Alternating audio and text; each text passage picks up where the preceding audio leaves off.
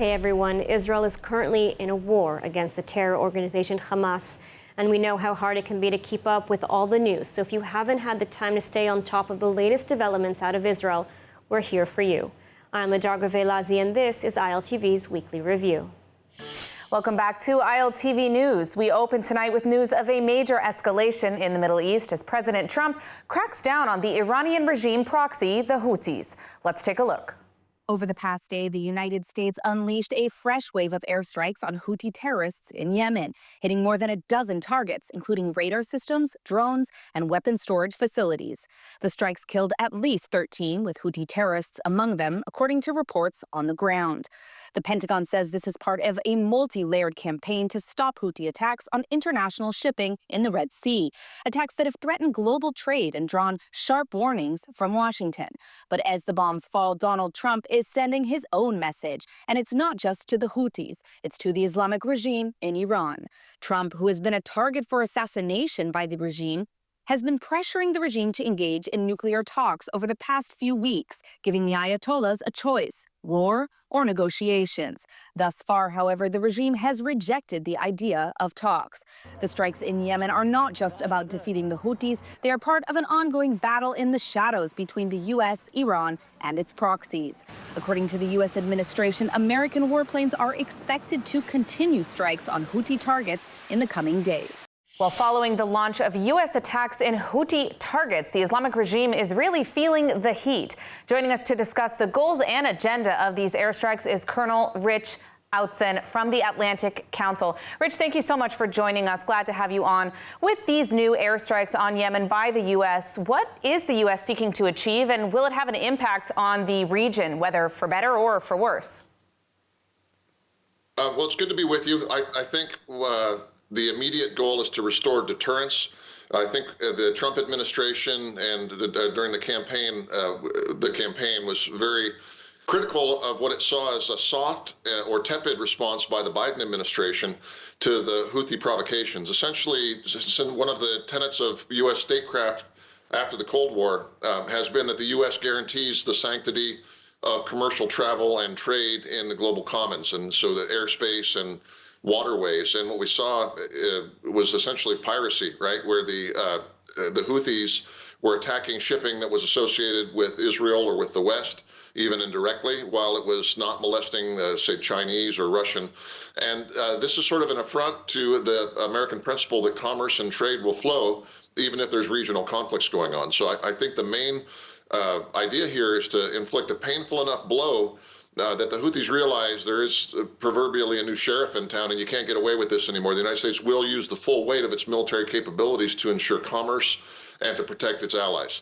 Now, of course, according to what we saw President Trump write on his own social media, this is also a message to Iran. And we saw this morning that the IRGC, some of their officials are attempting to suddenly distance themselves from their own terror proxy, the Houthis. Do you think that these attacks will motivate the Islamic Republic to negotiate, as President Trump has been advocating for, or could it have the opposite effect?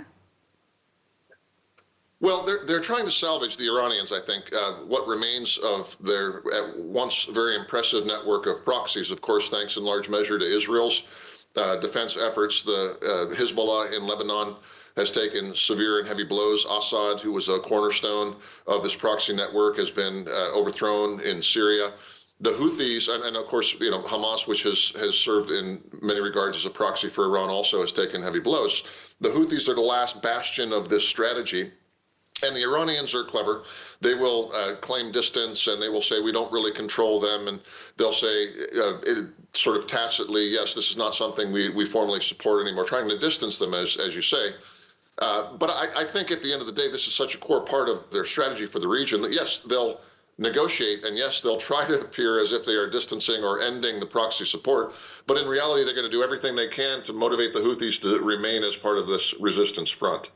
Absolutely, and I do want to note just for our viewers that the highest authority for the Houthis is actually the Houthis Jihad Council. That's what it's called. And of course, on that committee sits a current member of the IRGC. So these associations, the claims that there isn't one is really not at all in reality. Now, we are in hostage talks, and there has been some controversy over the U.S. directly negotiating with Hamas, a move that the administration seems to have perhaps already backtracked on. Was this a mistake on the part of the U.S. or something strategic? Well, I think it's more just the mode of operation for the new team. The new team is action-oriented. I think the Trump administration, even when they were in the transition phase, understood that there's limited time in the first year of an administration to get substantive and tonal change in how you're conducting your foreign policy. The sort of normal transition period is slow and you lose time, and then all of a sudden you're in the election cycle for the next midterms. I think, if anything, haste is waste is the mantra of the new team, and they wanted to strike and talk directly to, and this is, by the way, the modus operandi for Trump is long-standing. He'll talk to the bad people. He'll talk to Kim Jong-un. He'll talk to Putin directly. He'll talk to the Iranians, and in this case, the willingness to breach this sort of rule of thumb that we won't talk directly to Hamas or directly to folks like that is less important to this team, in my view, than getting immediate effects at de-escalation and the release of hostages. So I think there's a little pushback on it from some corners, and I don't think they'll substantively backtrack, but they may take a different path to do the same thing, which is to get Hamas into a direct conversation and get a changed behavior. Now, in the event that progress is not made in these hostage talks, we know that the IDF is already preparing in the event that they do need to return to fighting. How do we expect Trump to respond on the Gaza issue should we not be able to reach a deal to get these hostages out as soon as possible? Well, as you know, Trump and Steve Witkoff, on behalf of Trump, exerted a fair amount of direct pressure on Prime Minister Netanyahu to get to the ceasefire the first time, but that doesn't mean ceasefire at any cost. I think the goal for Trump is to get hostages released, and the onus now is on Hamas leadership. I think that Trump will be supportive, would be my guess, of renewed pressure focused on Hamas leadership with the specific goal, not of sort of reoccupying the Gaza Strip or anything like that, but altering the decision calculus. The idea that the Hamas is still playing with the remaining hostage lives and the bodies of those who unfortunately are deceased as some sort of endgame, I think would anger Trump, and I think he's probably willing to support renewed strikes on leadership targets, which is what I understand is in the cards. All right, well, hopefully it will not come to that, and we will be able to get those hostages home as soon as possible and reach some kind of a deal. We are unfortunately out of time, but I want to thank you, Colonel Rich Outzen, for joining us today on the broadcast. Thank you. The ceasefire between Israel and Hamas in Gaza is officially over. Overnight, Israel carried out extensive strikes on Hamas targets, and the IDF is deploying and readying to take strong action against Hamas. Israel says the return to war is in response to the failed ceasefire talks and Hamas's refusal to release more hostages, and was done in full coordination with the White House. We have ILTV's Shosh Bedrosian standing by on the Gaza border with all the details, but first, let's take a look at the dramatic developments. Prime Minister Benjamin Netanyahu and Defense Minister Israel Katz have instructed the IDF to take strong action against the Hamas terrorist organization in the Gaza Strip, officially ending the ceasefire between Israel and Hamas. Overnight, the IDF struck multiple targets throughout the Strip in an operation dubbed Strength and Sword. The operation, which was conducted in cooperation with the Trump administration, targeted mainly mid-level Hamas commanders. The IDF says it now stands ready to expand the fighting, and on Tuesday issued evacuation warnings to Palestinians residing along the border, calling on them to evacuate dangerous combat zones, including in the towns of Beit Hanun and Khan Yunis. According to a statement put out by the Prime Minister's office in the early hours of Tuesday morning, the return to fighting follows Hamas's repeated refusal to release the hostages, as well as its rejection of all the proposals received from U.S. presidential envoy Steve Witkoff and the mediators. 59 hostages remain in Hamas captivity. Netanyahu's office said that the IDF is attacking Hamas targets in order to achieve the objectives of the war, as they have been determined by the political echelon.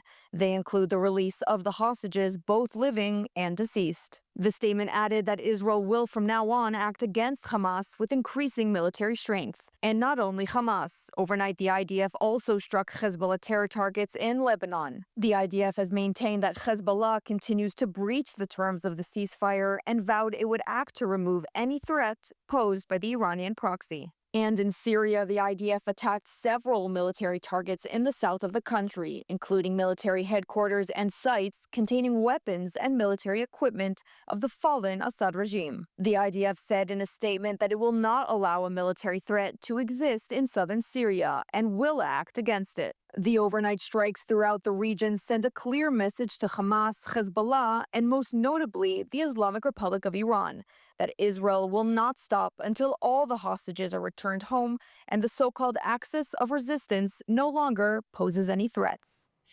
The ceasefire between Israel and Hamas in Gaza is officially over. Overnight, Israel carried out extensive strikes on Hamas targets, and the IDF is deploying and readying to take strong action against Hamas. Israel says the return to war is in response to the failed ceasefire talks and Hamas's refusal to release more hostages, and was done in full coordination with the White House. We have ILTV's Shosh Bedrosian standing by on the Gaza border with all the details, but first, let's take a look at the dramatic developments.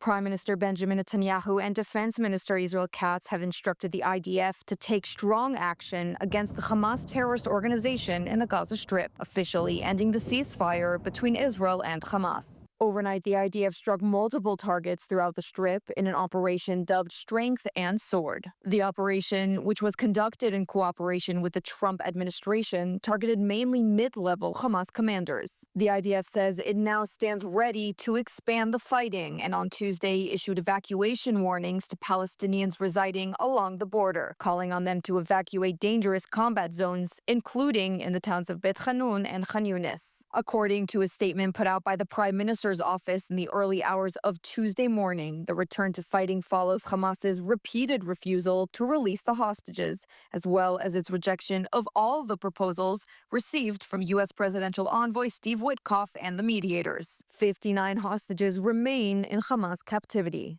Netanyahu's office said that the IDF is attacking Hamas targets in order to achieve the objectives of the war, as they have been determined by the political echelon.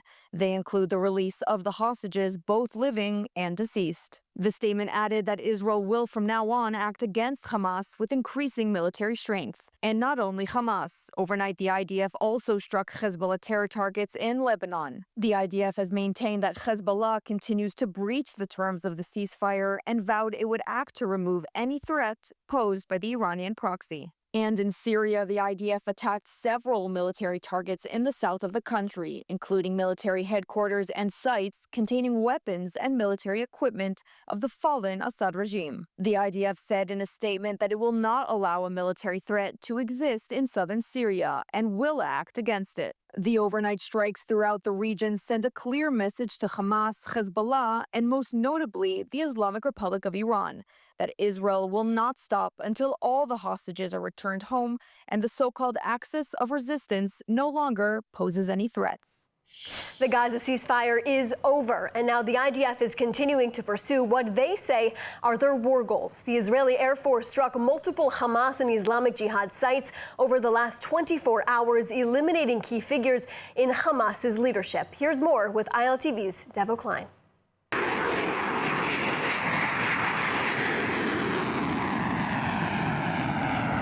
IDF Air Force fighter jets took off overnight and carried out swift and precise airstrikes across the Gaza Strip. The IDF said it targeted dozens of Hamas and Islamic Jihad positions and eliminated key figures. Among those eliminated was Issam al-Da'alis, the head of Hamas government in Gaza. The IDF also confirmed the elimination of 3 officials who all held key roles in Hamas's internal security and governance. The IDF also announced it struck a Hamas military site in northern Gaza, where preparations were being made to fire projectiles into Israeli territory. Israel's foreign ministry spokesperson reiterated the goals of the war and the cause for the strike's renewal. The IDF is striking Hamas terrorist targets across the Gaza Strip, aiming to achieve the war's objectives, which include the release of all our hostages, the dismantling of Hamas military and governmental infrastructure, and the removal of the terrorist threat from Gaza to Israel's security and its citizens. The Israeli Navy also took part in the renewal of strikes, striking several vessels which they say were intended to be used for terror operations by Hamas and Islamic Jihad. In his address to the nation last night, Israeli Prime Minister Benjamin Netanyahu warned Palestinians in Gaza to get out of harm's way, to avoid Hamas, and evacuate to safe areas. He also blamed Hamas for the failure of the Doha negotiations, claiming they are the reason for the renewal of the war and any civilian casualties that follow. The IDF's new chief of staff, Eyal Zamir, visited troops in Rafah to discuss operational plans. Zamir added to the soldiers that their mission is to protect the communities in the Gaza envelope. As we move forward, for the first time in 2 months, the Houthis launched a ballistic missile at Israel. Although it was successfully intercepted, the Iran-backed group vows to expand their targets in Israel until the war in Gaza ends. ILTV's Aria Lachiani has more. In a significant escalation, Yemen's Iran-backed Houthi rebels have declared they will intensify attacks against Israel following the resumption of fighting in Gaza. The Houthis have launched their first ballistic missile at Israel since the January ceasefire, intercepted by Israel's air defense system over Saudi Arabia. While no casualties were reported, the attack triggered alarms throughout southern Israel, sending thousands running for shelter. ونحن نؤكده اليوم ونؤكد على أننا سنستأنف التصعيد في أعلى مستوياته ضد العدو الإسرائيلي وسنعمل كل ما نستطيعه ضد العدو الإسرائيلي ولنصرة الشعب الفلسطيني ونتصدى لأي مساندة أمريكية لاستهداف بلدنا، مساندة للعدو الإسرائيلي والاستهداف لبلدنا. The Houthis' military spokesman Yahya Saree also announced the group targeted Israel's Nevatim airbase with a ballistic missile and warned of further strikes unless Israel halts its aerial campaign in Gaza. The Houthi attack comes after Israel's surprise offensive late Monday night into Tuesday morning. The Hamas-led health ministry in Gaza says more than 400 people were killed, although the number does not distinguish between civilians and terrorists. Meanwhile, the United States has launched its largest military operation in the Middle East under President Donald Trump, targeting Houthi leadership and key figures. The strikes reportedly killed 53 people and wounded 98 more. The Houthis have been attacking Israel and maritime traffic since late 2023 in what they claim is solidarity with Gaza. The situation now remains highly volatile, with threats of continued attacks from Yemen as the conflict between Israel and Hamas rages on. And a fascinating project in series called Voices from Gaza is highlighting life under Hamas rule through the eyes of real Palestinians who live in the Gaza Strip, exposing the abuses, disparities, and silencing that they endure. A nonprofit called the Center for Peace Communications is helping their perspectives come to life and the future they see for themselves after the war in their own words. Take a listen. بالنسبة لموضوع المساعدات اللي بيتم عملها يعني مع حماس، للأسف هاي المساعدات ما بيتم توزيعها بشكل عادل. توزيع المساعدات بيتم بشكل عنصري، بحيث أنه أفراد حماس فقط هم اللي بيتلقوا المساعدات، بالإضافة إلى أنه إحنا شفنا المساعدات هاي تباع في الأسواق بيع، يعني نلاقي معلبات مكتوب على العلبة ليست للبيع. لها سافر، أنا من عندها سافر، لأنه هل ما ضلش حياة، هان الحياة انعدمت. يعني طلع انت المنظر ما ضلش في حياة هم بالمرة. انا بطلب من ترامب نفسه يهجرنا زي ما طلب، وانا هبقى اول واحد ههاجر.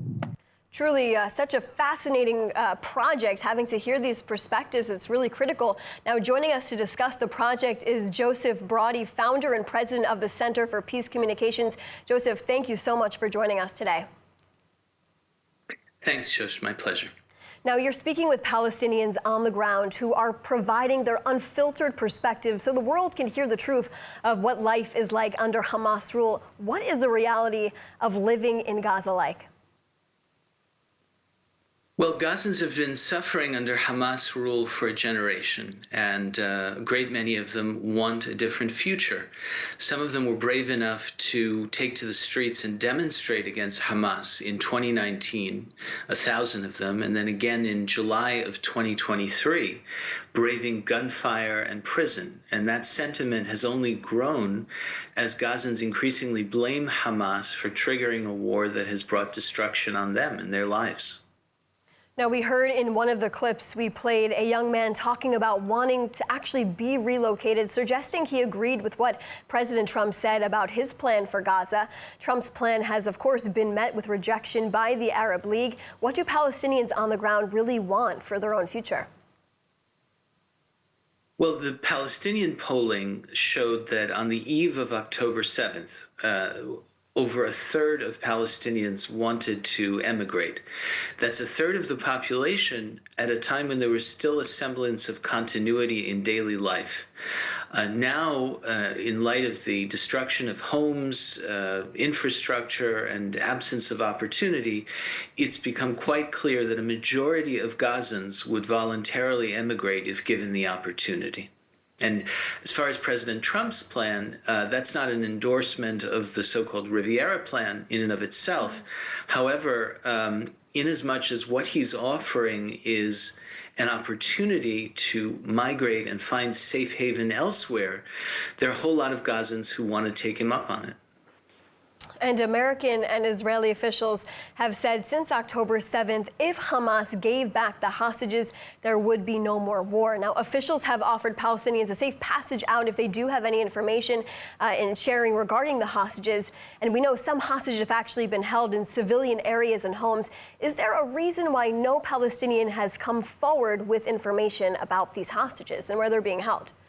Who said no Palestinians have come forward to help? To the contrary, it's clear that informants within Gaza are a crucial component of Israel's efforts both to prosecute its war and to look for hostages. They wouldn't necessarily be advertising their role in assisting. However, it's meanwhile the case that Hamas has been rounding up and shooting alleged quote-unquote collaborators. Now, of course, some of that may be bogus, much of it, in fact, but it reflects the fact that they know that many Gazans will help any power that is committed to unseating Hamas, and they're ultimately afraid of Gazans' role in helping get them out. Yeah, it's so fascinating what you said about the informants, right? Because we know that Israeli intelligence actually knows where some of these hostages are located. Now, Joseph, there's been renewed fighting in Gaza after Israeli officials said Hamas rejected several offers to continue the ceasefire and release of the hostages. What are Palestinians in Gaza now saying after the last 2 days of airstrikes? They are infuriated at Hamas. They want these hostages to be released because they want an end to their own suffering. They want an end to the war. And they understand that Israel is pursuing those hostages. And they also understand that Hamas is holding on to them in order to hold on to power at the cost of the Palestinians who are dying in the course of the conflict. So we are seeing Gazans, and we're giving them an opportunity to speak for themselves in media interviews, who are demanding that Hamas release the hostages and demanding that they leave their positions of authority and voluntarily end their reign of terror in the Gaza Strip. Amazing insight. Really appreciate it. These are perspectives we don't often hear, so thanks so much for bringing that to the table for us today. My pleasure. For more of the latest updates from Israel, make sure to subscribe to our newsletter at ILTV.tv or download the ILTV Plus app. That's it for ILTV's weekly review. Stay safe and see you next week.